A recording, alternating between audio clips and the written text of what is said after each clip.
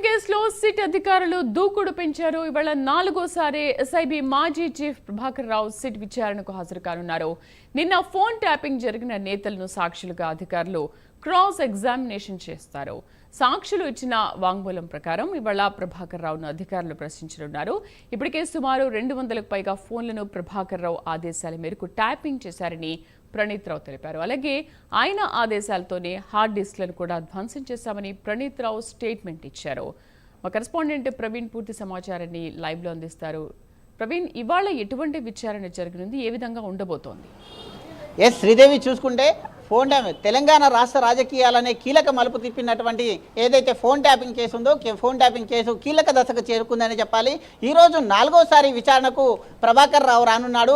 Intelligence chief అయినటువంటి ప్రభాకర్ రావు 4వ సారి మొత్తం టోటల్గా హార్డ్ డిస్కులు సంబంధించిన వ్యవహారం, తన యొక్క పర్సనల్ ఫోన్లు ఏవైతే ఉన్నాయో వ్యక్తిగత ఫోన్లను కూడా ఇవ్వాలంటూ ఎలక్ట్రానిక్ వస్తువులు, తన ల్యాప్టాప్ అండ్ మాక్ బుక్ను కూడా సమర్పించాలంటూ ఇప్పటికే అయితే యొక్క సిట్ అధికారులు ఆదేశించిన నేపథ్యంలో మొత్తం టోటల్గా ఈ వ్యవహారం మొత్తం టోటల్గా అయితే ఈ యొక్క హార్డ్ డిస్కులను ధ్వంసం చేసింది ఎవరు అనే కోణం లోపల దర్యాప్తు చేస్తున్నారు.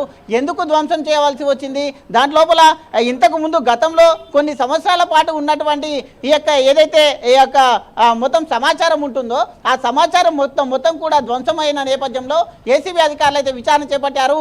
ఇదే విధంగా దీంట్లో మాజీ డిఎస్పీగా ఉన్నటువంటి ఎవరైతే ప్రణీత్ రావు ఉంటారో ప్రణీత్ రావు ఇచ్చినటువంటి ఏదైతే స్టేట్మెంట్ ఆధారంగా ఈ యొక్క ప్రభాకర్ రావుని ఈరోజు విచారించబోతున్నారు. ప్రణీత్ రావు ఇంతకు ముందే ఈ యొక్క ప్రభాకర్ రావు ఆదేశాల మేరకే ఈ యొక్క ఫోన్ ట్యాపింగ్ చేయడం జరిగింది.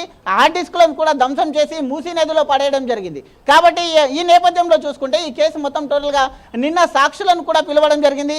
ఆ దాంట్లో అయితే టీపీసీసీ ప్రెసిడెంట్ అయినటువంటి బొమ్మ మహేష్ కుమార్ గౌడ్ కూడా అక్కడ వెళ్ళి కంప్లైంట్ చేయడం జరిగింది. అనేక మంది వ్యక్తిగతంలో కూడా అయితే ఫోన్ ట్యాపింగ్ జరిగిందంటూ కూడా అయితే సాక్షులు చెప్పడం జరిగింది. సుమారుగా 200 పైగా ఫోన్ ట్యాపింగ్లు జరిగాయంటూ కూడా అయితే సాక్షులను కూడా ఇచ్చినటువంటి వాంగ్మూలం ఏదైతే ఉందో అయితే వాంగ్మూలంని కూడా రికార్డ్ చేశారు. కాబట్టి ఆ యొక్క వాంగ్మూలం ఆధారంగా ఈరోజు ప్రభాకర్ రావుని విచారించబోతున్నారు. అయితే సెల్ ఫోన్ ట్యాపింగ్ చేయాల్సిన అవసరం ఏముంది అంటూ కూడా అడగడం జరుగుతుంది. హార్డ్ డిస్కులను ధ్వంసం ఎందుకు చేశారు, ఇదంతా దీనికి పాత్రధారి సూత్రధారి ఎవరు అంటూ కూడా ప్రశ్నించే విధంగా అయితే స్విట్ అధికారులు ఉన్నట్టుగా తెలుస్తుంది.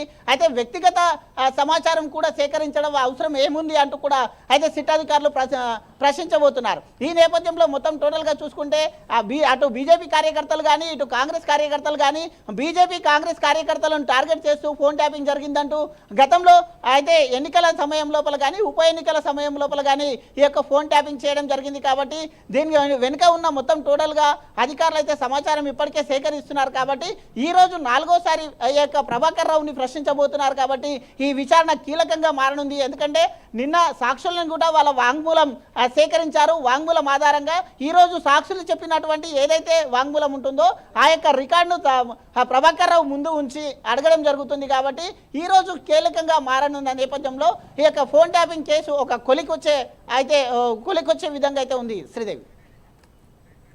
Right Praveen, thank you.